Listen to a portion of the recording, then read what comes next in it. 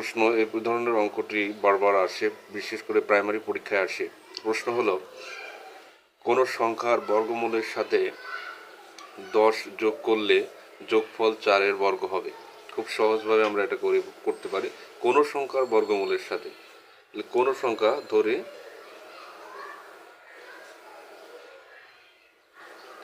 সংখ্যাটি সমান ক, তাহলে কোনো সংখ্যার বর্গমূলের সাথে 10 যোগ করলে, তাহলে ক এর যদি বর্গমূল করি তাহলে আমরা কি লিখতে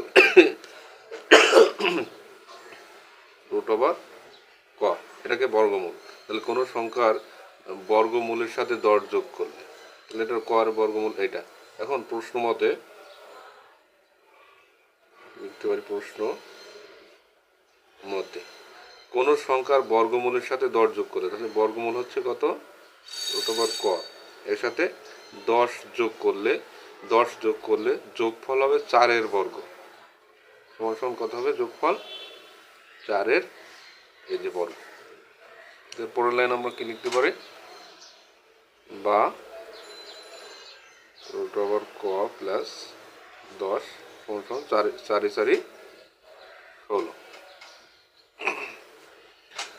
বা তাহলে এখান থেকে আমরা কি লিখতে পারি, যদি রুট ওভার ক এর পাশে রাখি আর ওই পাশে 10 এর পাশে গেলে কত হয়, 16, 10 এর আগে মাইনাস প্লাস আছে, ওই পাশে গিয়ে মাইনাস হবে,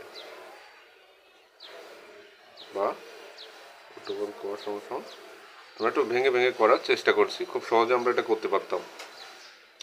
এখন উভয় পক্ষকে যদি বর্গ করি, এখানে আমরা লিখব উভয় পক্ষকে বর্গ করে পাই, তাহলে এই রুট আর স্কোয়ার কি উঠে যায়, আমরা আর 6-এর উপর স্কোয়ার মানে 36, তাহলে আমরা পেয়ে গেলাম সংখ্যাটি কত।